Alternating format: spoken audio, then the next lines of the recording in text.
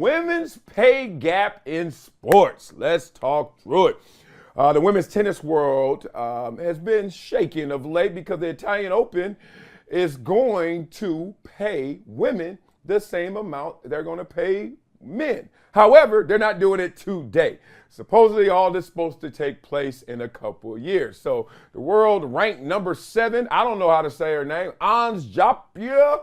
Yeah. I got to go to her country and get that one right. Sorry, disrespectful. I'm John Anderson, and I just disrespected your name. Man, y'all need to stop playing. You know when people call me Marcus? I don't give a damn. Long as I know you talking to me, I get you, big dog, and I'll correct you. But she's the number 7 in the world.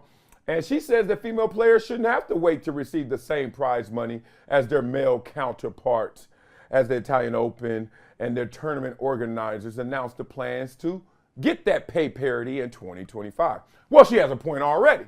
If we're going to do it, why we can't do it right now? Now, that's a point. Doesn't mean that that is everything, and that's the entire premise. Now, to get to that point, maybe they're making some adjustments. Maybe they're making some constellations. Maybe they're looking to get future earnings and future sponsorship to support that. You don't know what their game plan is. You just know how you want the game to end. So sometimes you can't rush someone in this situation. But pay parity is the discussion, right? So she is talking about what tennis has been seeking, which is trying to be the leader in the battle of equality in terms of pay equity. All right.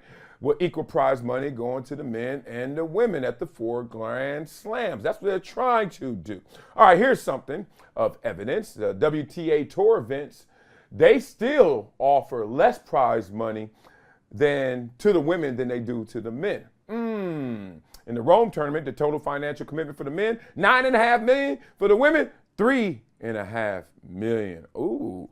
We're going to talk about why. All right, so all of this is happening. I could bore you with some of the details, but basically there are some events that already have equal the pay field, right? Similar events like Indian Wells, where I go all the time. Shout out to BNP Paribas.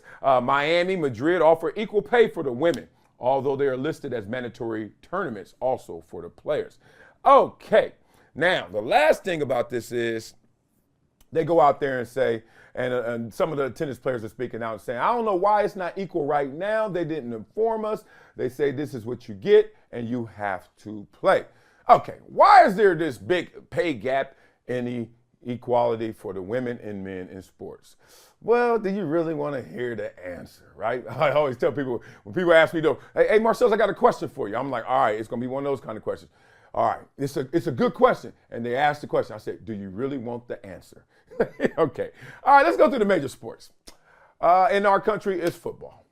All right, let's go with the counter of women in football. So that will be what? The Professional Women's Football League, which they actually have. I hope you guys support. Or Legends League, which is the lingerie league, right? Basically. So there's no equality in terms of pay gap in football. Basketball. All right, let's do it. The NBA and the WNBA. Can't go there, right? WNBA is actually in the red, right? They are always subsidized by the NBA. Okay, what's the other major sports? Baseball. Can't go there. Why? Baseball, Major League Baseball, and what? Softball? Is there a professional women's softball league? If so, woo, that's a struggle with a K. Okay, what's the other one? Major sport. Hockey. All right.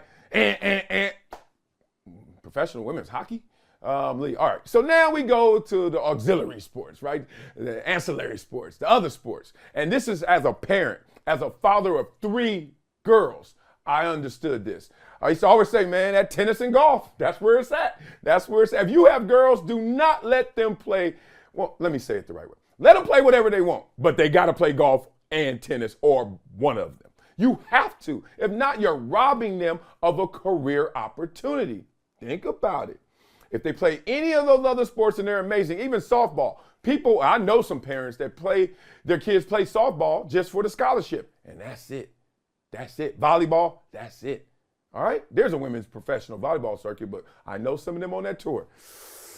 Tough sledding, let's just say that. Okay, so golf and tennis, and that's why tennis is taking the lead. That's why tennis is taking the charge of saying, we're going to be first, and we're going to do it because they're justified in doing it. It's just that simple. Between the audience in the ratings and attendance for men and women, I mean, you can squint and maybe find a difference, but most times you won't.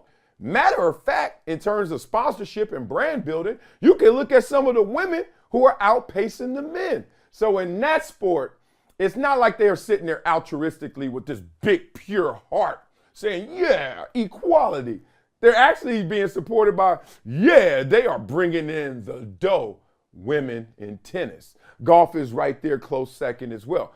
Close second, but still a distant second, right? So that's why we're talking about tennis in terms of pay equity. And that's why we're not going to talk about it in any other sport except maybe golf. Pretty interesting right there, right? Somebody comes out and sounds wax poetic about, oh, we're going to take care of the men and the women. And you say, yeah, equality. And then you realize, oh, y'all just getting paid to do that and say that.